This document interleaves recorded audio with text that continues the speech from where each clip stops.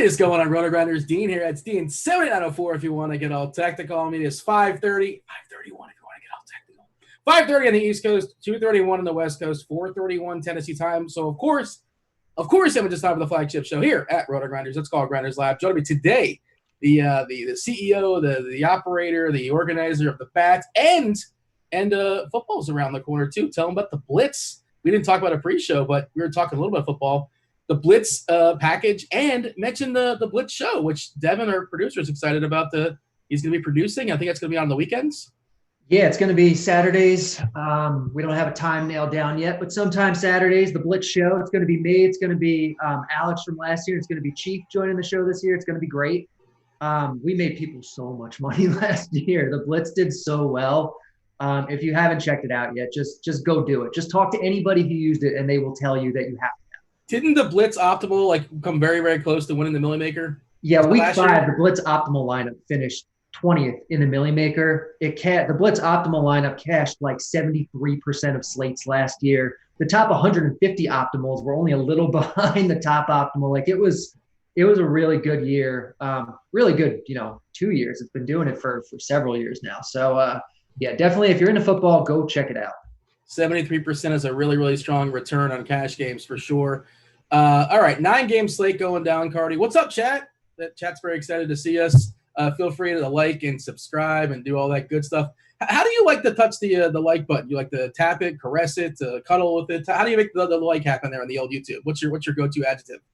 I didn't realize there was more than one option. I normally just click it, but I guess you can smash it. You've heard smash, I'm sure. Sweet love to the like button on YouTube. Quarantine's been very lonely, man. No judging. Just as long as it gets the thumb up, I don't really care what adjective they're using, to be clear, right? Just, we'll take the likes. And it helps with the old analytics. Cardi, we haven't really talked about this. Oh, let's talk sharp side first, because I picked another winner last night. The people kind of tell me we've had 4 winners in a row as far as the streaks. Devin, our multitasking producer, is going to go ahead and drop that in chat for you guys as far as sharp side. I didn't pick a winner today because I didn't love anything, and I don't want to blow my streak. I'm going streaking. I'm at 4, Cardi, and if we get to 6, then every pick after that, all the winners, as long as you don't pick a dud, you get $10 in FanDuel cash. And I don't want to blow it. I'm a little bit concerned, and maybe a little conservative, but nothing really popped for me. Maybe you can sell me on one. I know you have a pick. It's got to be minus 140 or less. Obviously, there the link just dropped in chat. Who's your winner for the people today? And for me, maybe. Yeah, I'm taking the under on Texas-Seattle. I think the line, when I saw it, was 9.5, and the bet has it a full run lower. And so this seems like a good spot to do that. I think it's probably just because, it's kind of no-name pitchers going. It's Kyle Cody and Yusei Kikuchi. But, Kikuchi's okay. Cody isn't going to go very deep, so it's more or less a bullpen game. Neither of these offenses are good. I mean, they're probably not even bad. They're, well below bad. And so, this, it's a pitcher's park. This just seems like 9.5 is way too high. All right, fair enough. So, Cardi, we didn't discuss the slate at all. I like keeping the conversation organic. I've been feeling really good about baseball of late. It's been a good week for your boy. Today, I just don't know. I don't feel great about anything. I want to roster 7 pitchers, but they won't allow me to do that. It's a bad slate for hitting. There are only 2 teams that project for more than 5 runs on this slate, at least in the bat. This is just not a good slate for hitting at all. Yeah, so we'll talk about it in a second, obviously. And the weird thing that's kind of throwing me off, 2 of the premier pitchers in the slate, Flaherty versus Darvish, the game in Chicago. If you fire up Kevin Ross, chief meteorologist here, his Weather Edge tool, 169 games. It's not 10,000 games, Cardi. That's a pretty big sample size. It's telling us based upon the weather there, the wind, obviously, in Wrigley, 54.3% bump in home runs. Now, that has nothing to do with how talented the pitchers are, and these are obviously really, really talented pitchers, and we'll have the conversation. But in 169 previous games with similar weather, that's what we've seen, and also in a bump in runs at 24.5% and a bump in ERA at 26.5%. So those are real numbers. That's a big number, but of course the pitchers are really good too, but also the step downs are really good as well. Before we dive in, what are you doing at Wrigley? Because I'm still sort of just throwing my hands up.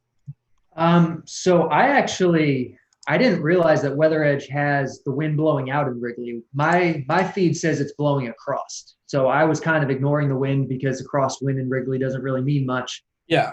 It might be like right on that border where it like is kind of like pointing like right at the foul line in right field, maybe. I don't know. I mean, if there really is 10-mile-an-hour winds blowing out, I want to look into this more. Then I think it's tough to roster Darvish or Flaherty, at least in cash games. But I mean, that's not how I have it projected right now, so I need to take a look. Yeah, so I would also add that weather is obviously fluid, and this is 2.5 hours before the game.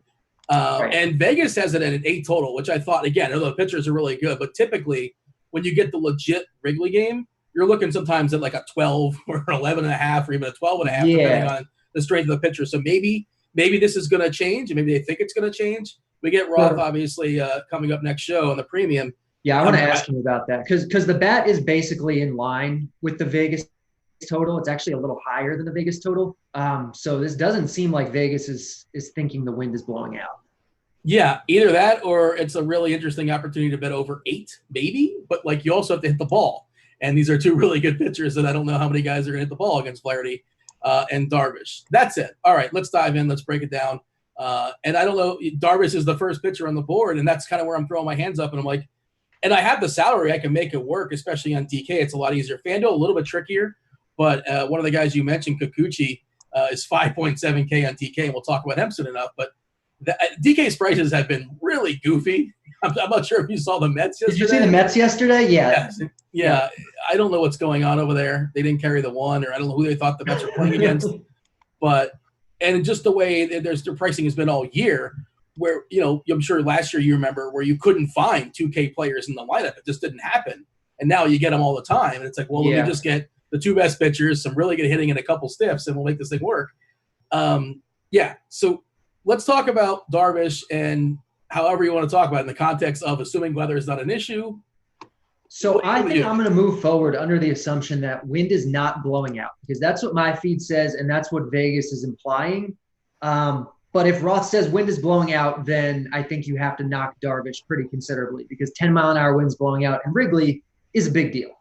But I think assuming that is not happening, that the wind is more off to the side, it's not going to impact things too much, then Darvish is the top guy on the board. And I don't think he's a must play, even if we're not assuming wind blowing out. But I do think he's the top guy. I think you're probably deciding between him and Carlos Carrasco as your SP1. Yeah, Darvish this year, 30.8% K%, a walk per 9 at 1.67. I mean, if you care about ERA, 1.47 ERA, of course, this year is going to speak to that being a little bit higher at 3.16. The XFIP at 2.83. He's just been awesome. He's in the conversation for Cy Young. And if you pull it back to last year, the back half of last season, the front of the end of this season, he's been one of the best pitchers in all of baseball. Those last, 25 starts, 20 starts, I'm sure, give or take, whatever it is, doesn't matter. But point is, he's been amazing. FanDuel, I'm not sure how you play more on DK than you do on FanDuel, but I'm finding myself not playing him right now, at least in my main lineup, just because the FanDuel cap is just a little bit more restrictive. And it's hard to make things work with a guy like Darvish. You can do it, but the cheapies just aren't really there today, at least not for me as of yet. Things might pop up as far as lineups. Your thoughts over there for Darvish on FanDuel, or is that something you haven't delved into just yet? I don't think you have to play Darvish on FanDuel. I think going all the way down to, we're going to talk about him on DK too, but going all the way down to Kikuchi, I think is totally fine on FanDuel. Like he's literally half the price of Darvish. Darvish is like 12K, Kikuchi's like 6K. Like, it's just, Darvish is the better play. He's not the better play by that much. Kikuchi is a solid pitcher. His velocity is up this year. He's facing a really bad Rangers offense. Pretty strikeout-heavy Rangers offense, and it's just the price is just too cheap. So he's definitely your SP2 on Draftkings, and I really think he's fine as your SP1 on FanDuel. Bundy is 10-4 on DK. The Houston lineup obviously is weak without Bregman. Pass. Yeah. I don't think I can get there. There's no Altuve either. Do we have a Houston lineup? I'm assuming we do, and it's not very good. We do. It's not a great lineup, but I still don't think Bundy is. Actually, maybe we don't have one yet, but I still. Oh yeah, we do. Came in recently. It's bad.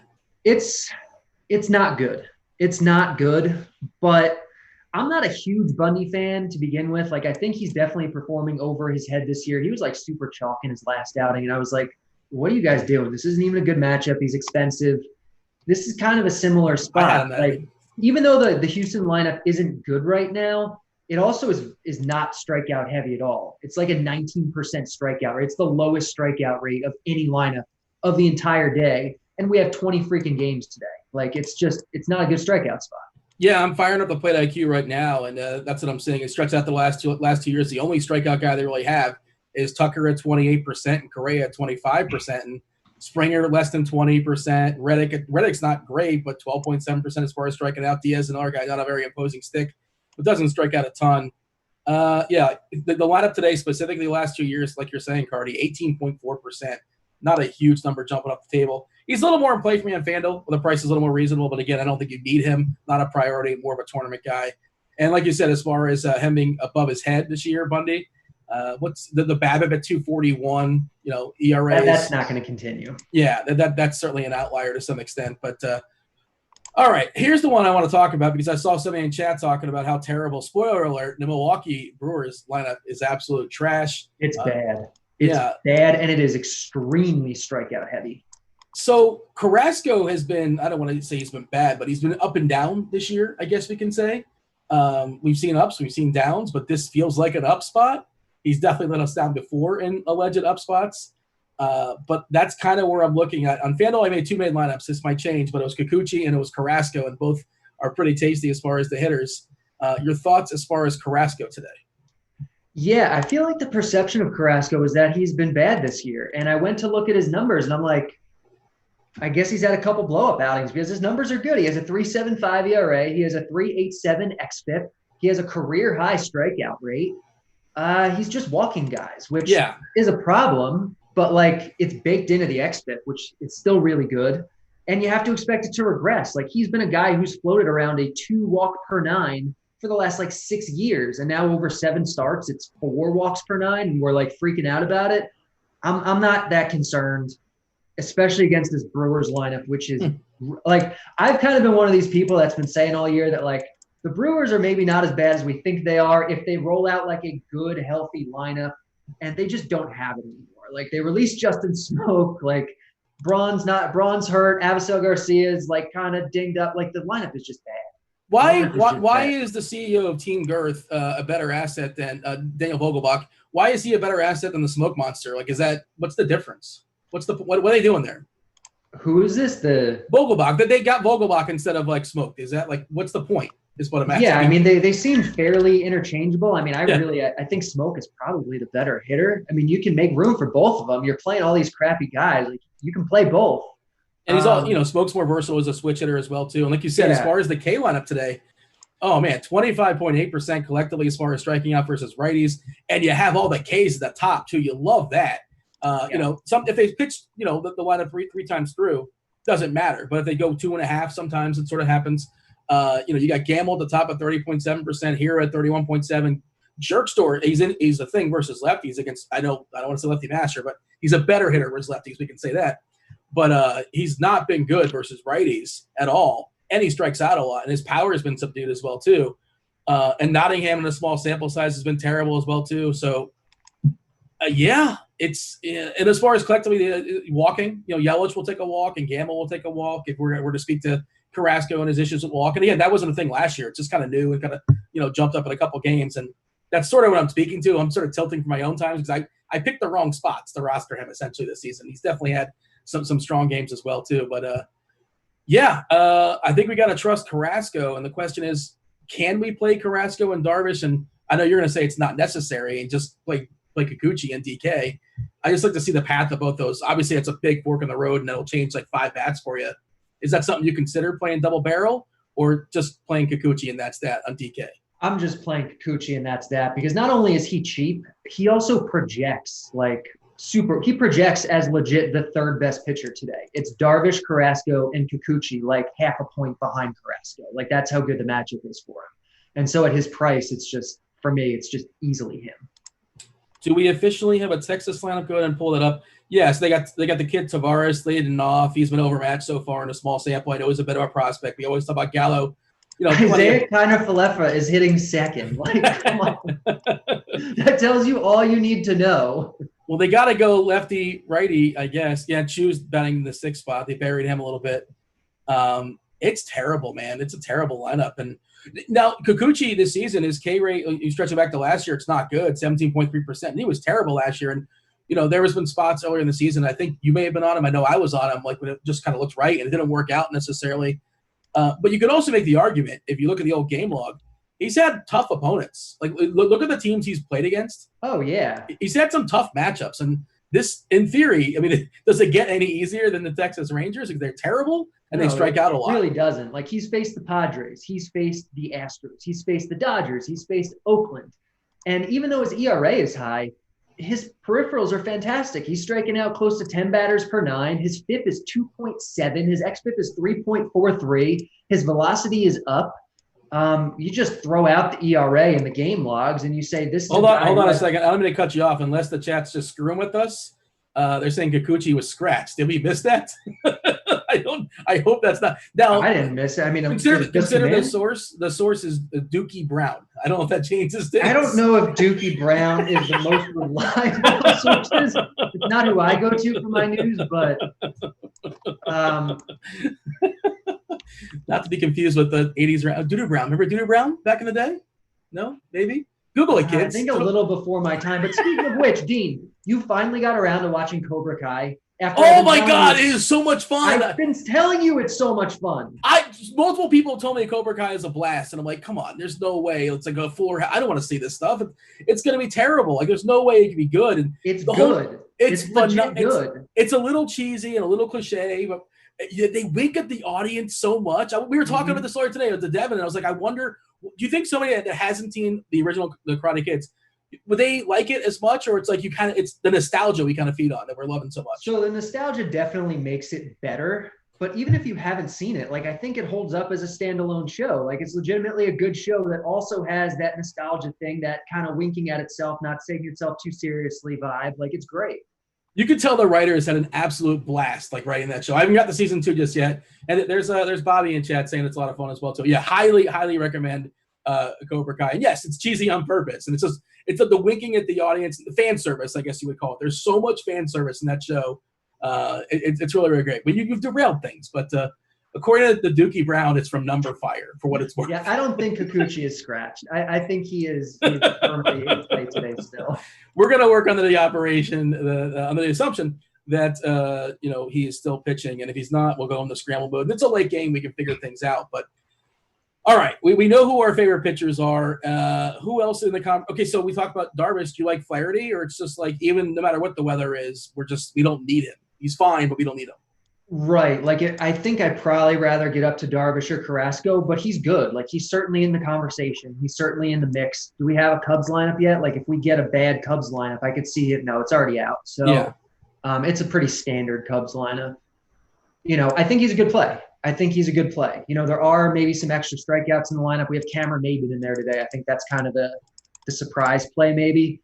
I think Flaherty's good. He's more or less stretched out now. It kind of took him a few starts after they missed all the games for their outbreak. I like Flaherty. I think him, Darvish, Carrasco, I really think any of them as your SP1 is fine. Why does Dustin May not strike anybody out? Like, if you look at, I'm sure you've seen the Pitching Ninja account on Twitter. And like, Dustin May you think he's a superstar. And like, I watch him pitch and like, I'm not in the box, but I'm up there. I'm looking like, that looks like the hardest pitch to hit. Like, and he's got the hair flopping all over the place. If there's a distraction. Why is his K rate only 16.1%? Like, what's the story there? Is it small sample, or it's just he's not that guy yet? It's definitely partially small sample. Like, it's way too low. But he's never really been a strikeout guy, even in the minors. And you look at his stuff and you're like, wow, why isn't this dude striking guys out? I don't have a good answer. Yeah, he's also overpriced today.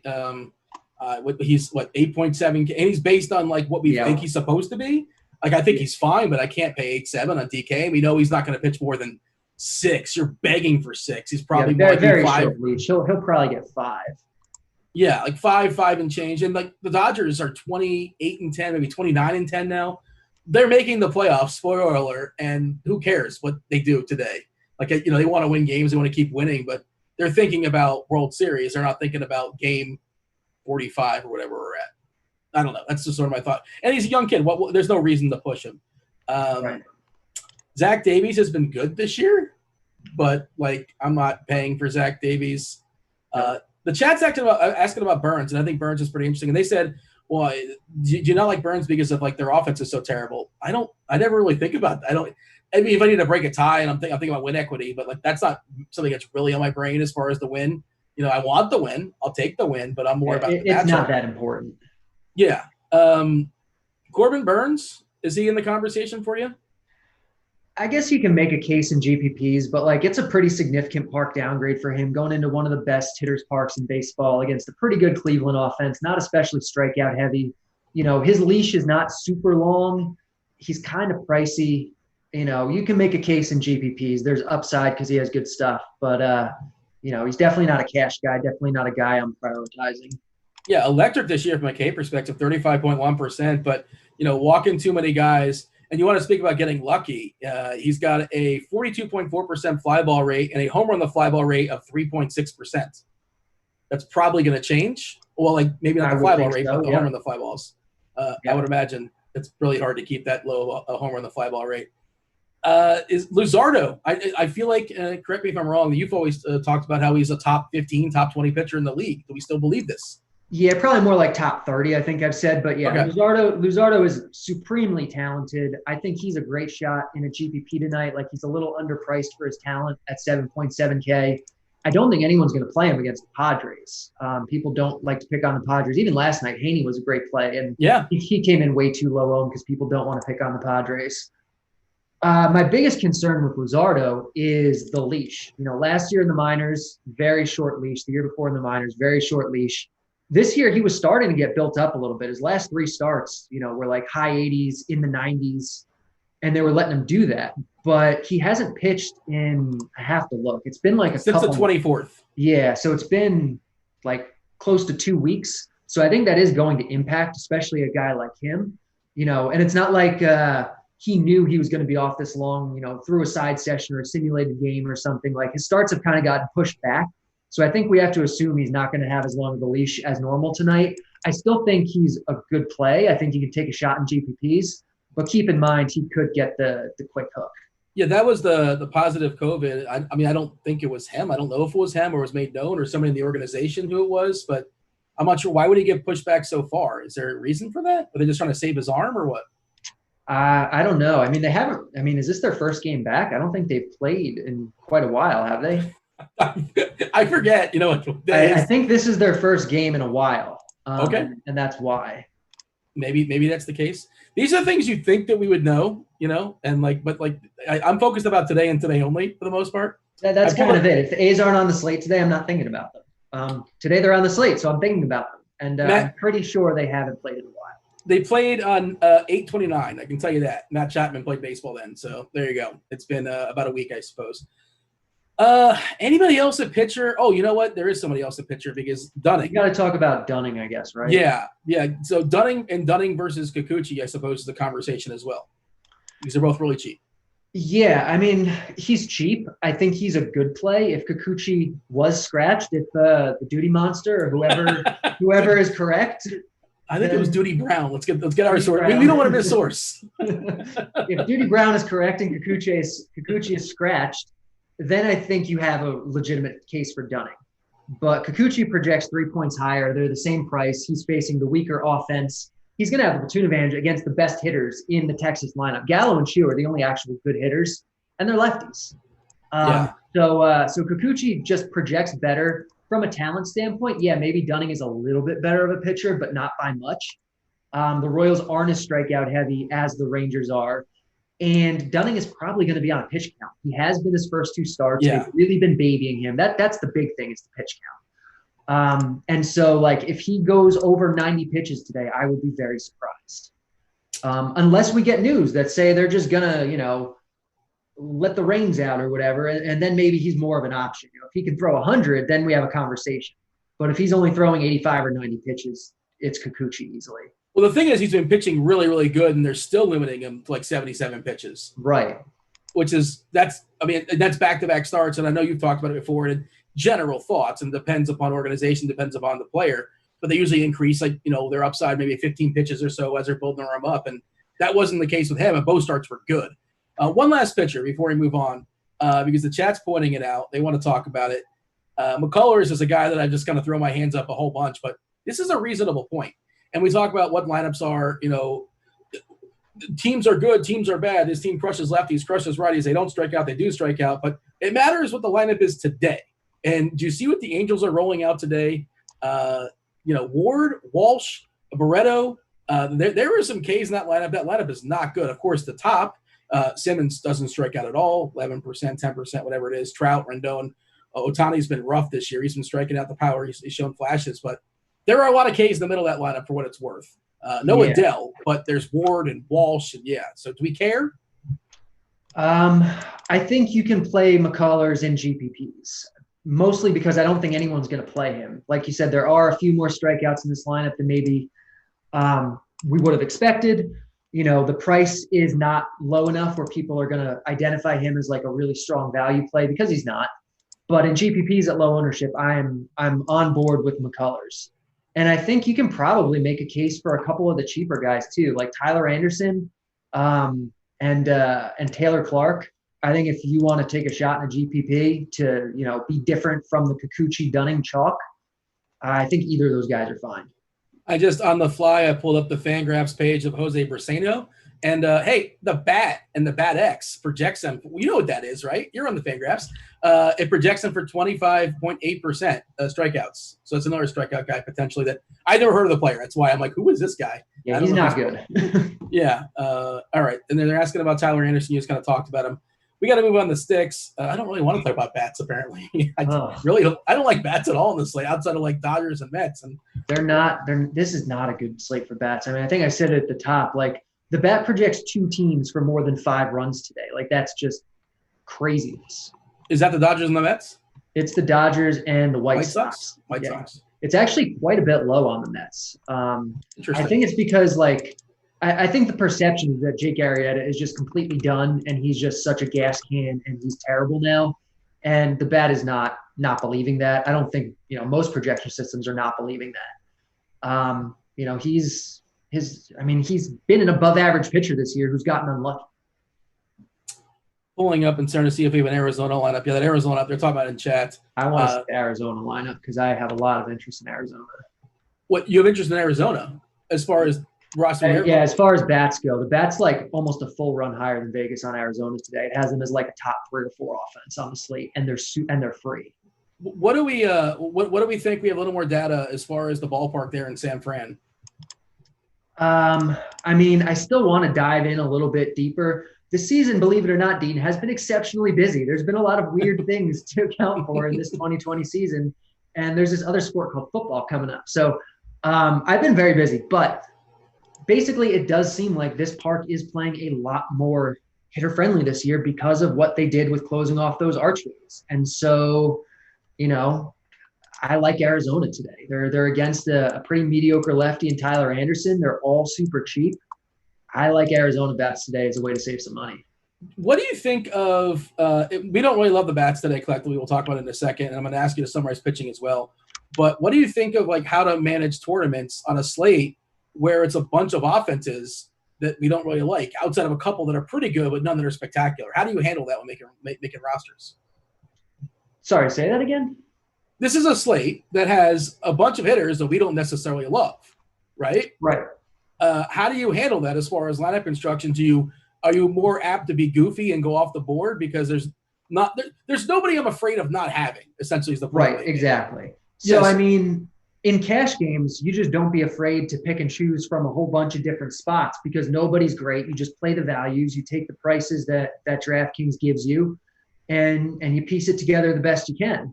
In GPPs, don't be afraid to be different because all the teams all project, pretty close to each other. We probably have 10 teams projecting within a half run of each other today. Don't feel bad about, being a little weird. Yeah, like nothing's spectacular and nothing's too gross for the most part. I guess that's kind of sort of the summary of it. We're going to talk about it now. I hit the stall button long enough, but do give me a summary on pitching before we talk about catcher. In cash games, play Yusei Kikuchi as your SP2 on DraftKings, probably as your SP1 on FanDuel. And then on DraftKings, play him with either Darvish, Carrasco, or Flaherty. Dunning's leash makes him a worse play than Kikuchi. In GPPs, throw into your mix, Flaherty, McCullers, Luzardo, Tyler Anderson, Taylor Clark. You can be a little weird. The chat's talking about basketball, Cardi. Is the dunk coming out anytime soon, or are you too busy for that? Because we got to find out who to play with Kelly Olynyk scratched, apparently. Yeah, I would love to make the dunk or some basketball system. I have not had the time. At some point, it will probably happen, but not yet. It's been fun as a Heat fan. They're up 2-0 versus the Bucks. I'm sure you're excited about that. All right, give me some catchers, Cardi. Do I have to? Actually, catchers. Oh, shoot, man. I was going to be like, catcher's not too bad. Yasmani Grandal's great today. Yasmani Grandal looks like he's not in the line. Lefty Masher, who's hitting against a righty. James McGann. Hard pass. I think Will Smith is probably your guy, especially with Grandal out of play. The Dodgers are the top offense today by quite a bit. They project, I think, 3/4 of a run higher than anybody else. And so if there is a team that you're going to try to get at least a little exposure to, the Dodgers are the top team. I would imagine they'll be pretty popular, but Will Smith is one of the best catchers today. He's, a pretty talented hitter by catcher standards. And so I think he's great. If you can get up to Real Muto, more power to you. I don't think he's necessary in cash games. I think Smith, I think Joey Bart is a perfectly fine GPP pivot there. That's kind of where you're at. And then I think, with your stacks, you can play a catcher with your stacks. So even though I love Kikuchi, I think he's going to be popular tonight. And the Rangers bats are all super cheap. As much as I just spent a whole thing talking about how bad the Rangers are, I think you can vomit stack them in GPPs for sure, given Kikuchi's ownership and their prices. So Trevino at 2.7 and filling your catcher spot, totally fine in a Rangers stack. Yeah, I mean, if it's not in a stack, if that's what you need for your cash game lineup, and you have 2.7K for a catcher, whatever, yeah. I guess, sure. What else? What else are you gonna play? Briseño? It's really, really bad out there. Let's jump to first base. It's much more appealing there, right? Yeah, first base is a lot better. All right, so is it Rhys Hoskins, who the advanced data and the analytics were saying that he's not necessarily terrible, and just wait, he's been unlucky and he's been smashing of late. Now he gets to face Rick Porcello. Polar Bear, Pete Alonso, the price is up now from 3K. Yesterday it was 3K on DK. Now he's 4.3K, which is still a pretty reasonable price. I wish he wasn't buried in the lineup so much. 6 is not ideal, especially at home, but he's facing Arrieta. And then we have, Jose Abreu, and of course the Dodgers. We're going to presume that Bellinger and Muncy are both cracking that lineup. And if you have the salary, that's where you want to go. Who are we prioritizing amongst Muncy and Bellinger if you pick one of those Dodgers? I think it's got to be Bellinger. The price gap isn't super big, and Bellinger is just the better hitter. So I think Bellinger, if you can get up there, that's what you want to try to do. I love Rhys Hoskins in general.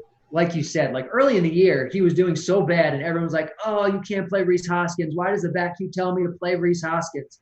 It's because he's just getting unlucky, guys. He's really, really good. All the underlying stuff was good. I did a whole Twitter thread, and he's been fantastic since that point.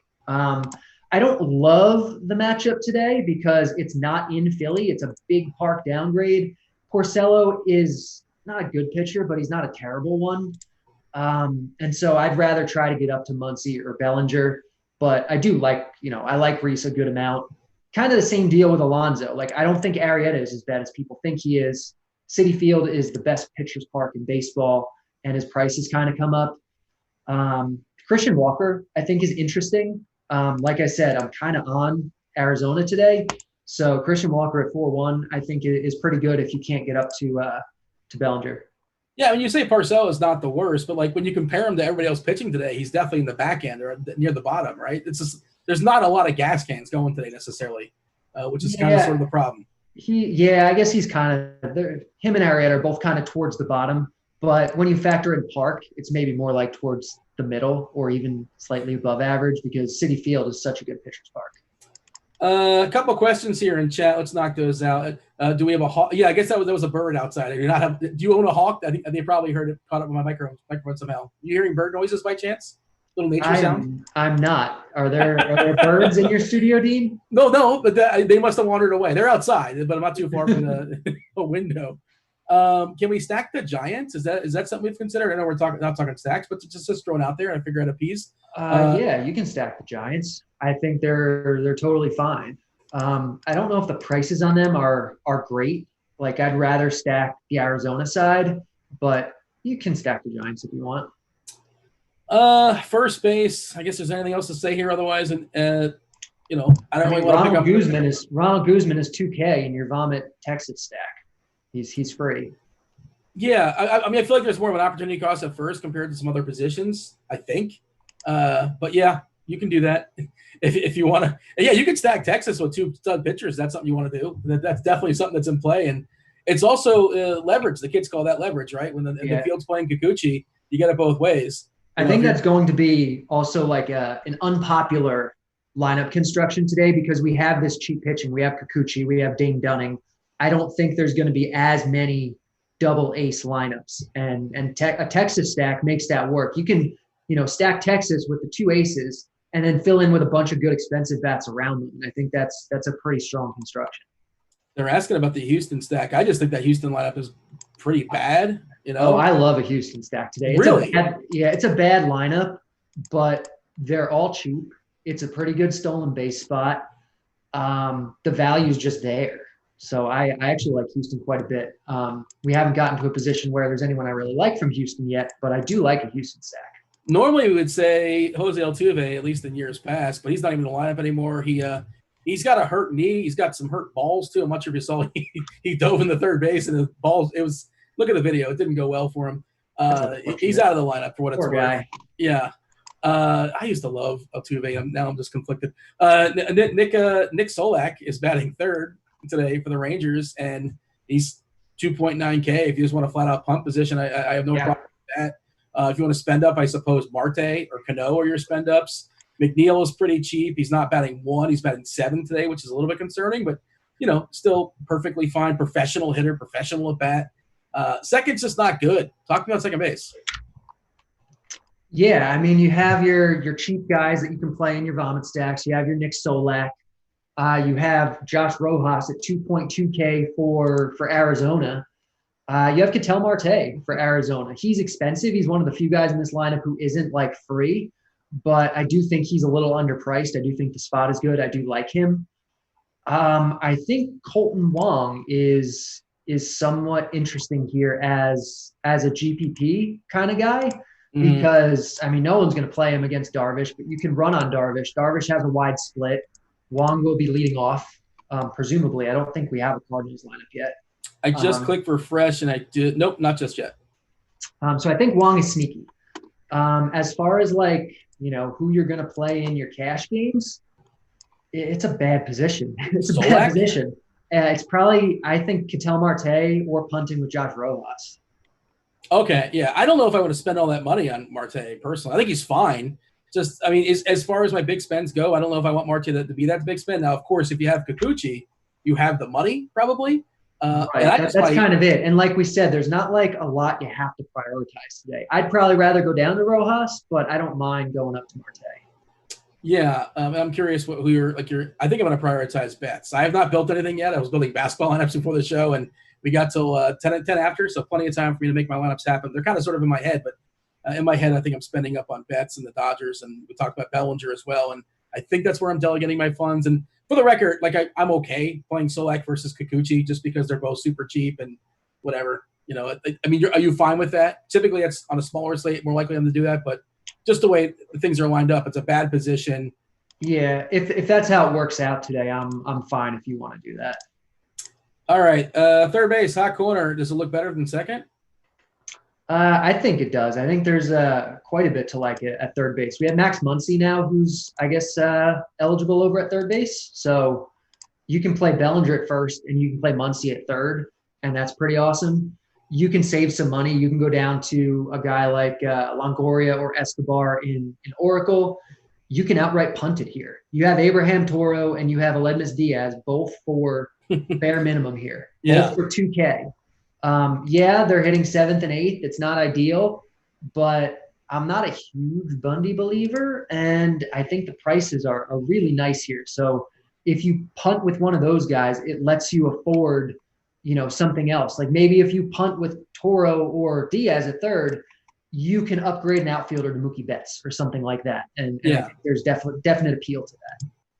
I don't know what to do with this information, but Yohan Moncada talked about how he does not feel as strong since getting COVID. So what does that mean? I can't play him or what? I like the White Sox today. I like them quite a bit as a stack. Like I said, I think the bat has been projected as like the second best team in a raw sense today. He's 5.6K on DraftKings. He's really tough to play. On FanDuel, he's a lot cheaper. It's more of a FanDuel question. Yeah, on FanDuel, he's 3.2. I think you probably just play him. I think that's the move.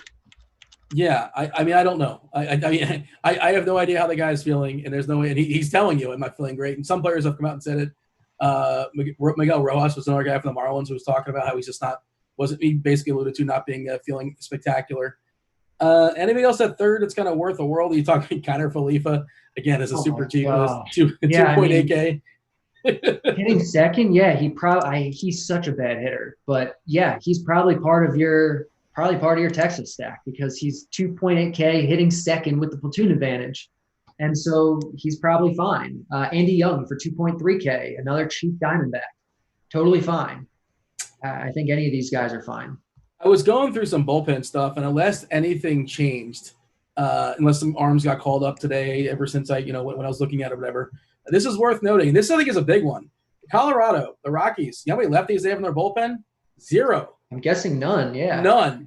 And last night, if you had Jock Peterson, what always happens, not always, but depending on the situation, it wasn't even a high leverage situation. It was a lead off the inning. They brought in a lefty, and Peterson got the hook for Pollock, who was sitting on the bench, and actually Pollock's starting tonight. But the point is, Muncy. I was going to bring it up for Jock Peterson, but the point is, I don't think we're going to see any shenanigans with the Dodgers tonight. The lefties are going to stick around the entire night.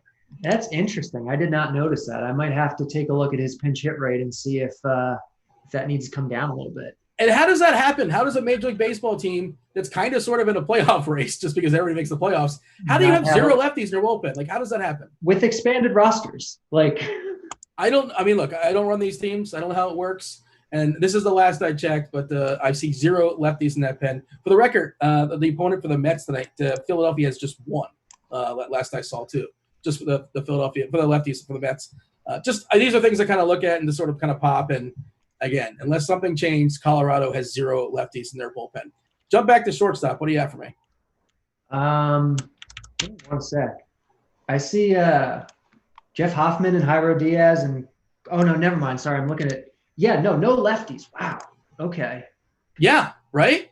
All right. I like it. So Jock Peterson, much stronger play. I'm gonna have to think about it. Okay. So Trevor Story, I think, is interesting against May. Probably not for cash, but you could. But in GPPs, I think he projects as the top guy today. And no one's gonna want to play him against May, but he's really, really good. And so I think this is fine. I think more likely, if you're spending up, you want to spend up for Corey Seager because the Dodgers are in the more obviously good spot. And even though he's not as good of a hitter as Story, he is a very good hitter. He's been very good this year. So I think he's great. Over on FanDuel, I think Tim Anderson is certainly in play. I think Didi Gregorius over there is in play. Seager's well-priced over there too. On DraftKings, I kind of hate it, but Adalberto Mondesi is still an option, I think, at least. He's been so bad this year, but he's really cheap. It's an okay stolen base spot. Regression's probably coming. We talked about it yesterday, Cardi. I don't know what he did yesterday, but his WRC plus going into yesterday, do you want to guess what it was? It's 17 or something, I think I saw. It's really bad. It was 12 or 13. Oh, that's so terrible. Insane. Yeah.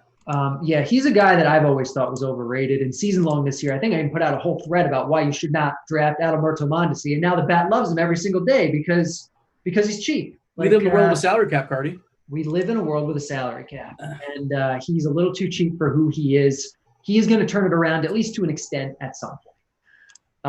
Cheapies, Elvis Andrus is 2.3K as part of your vomit. Rangers stack, Connor Falefa is also eligible at shortstop, which I guess is interesting. Shortstop's pretty gross, though. I really think you're probably trying to get up to Seager if you can. Yeah, we say Kiner Falefa is he's versatile. He can suck at you for multiple positions. You can play him in multiple spots there for you. I mean, he came up as a catcher, and now he's eligible at shortstop. Like, that's impressive, even though he can't really hit the ball. We got a few minutes before you step aside, make way for crunch time. Crunch time today will be Roth, Dave Potts, Cheese is good, and STL cards. Thank you guys all up to lock today. Lock is 7:10. You get a few extra minutes, and I want Roth to speak to what's going on at Wrigley League because I want some clarification on that. Hopefully somebody will bring it up, or I'll send him a note. Or we'll have Devin do it. We'll have Devin make sure to ask him. How about that? Our fabulous multitasking producer. Outfielder, speaking of we don't know what salary cap, but I want to spend up. I want bets. I want Bellinger. Those are two of the prize pieces, I think, on this slate. What say you? Yeah, Betts and Bellinger are awesome. Mike Trout in a GPP, I think, is great. And Christian Yelich as leverage in a GPP against Carrasco ownership is great. But I like the Astros a lot here. George Springer and Kyle Tucker are two of the best hitters in what is a very bad lineup, but these are actually good hitters, and they're underpriced. I don't love Bundy. I think the home run upside here is good. Bundy allows home runs a lot. It's a home run park. These guys are too cheap. And there's even a little bit of stolen base potential because Bundy can allow some steals on occasion. Oh, and Michael Brantley at 3-4. All three of them are in play here. McCutchen, I think, is fine. Joey Gallo in your Ranger stacks is fine. Tim LaCastro is leading off for 2.6K against Anderson. I mentioned Diamondbacks all show. I think he's a good way to save money.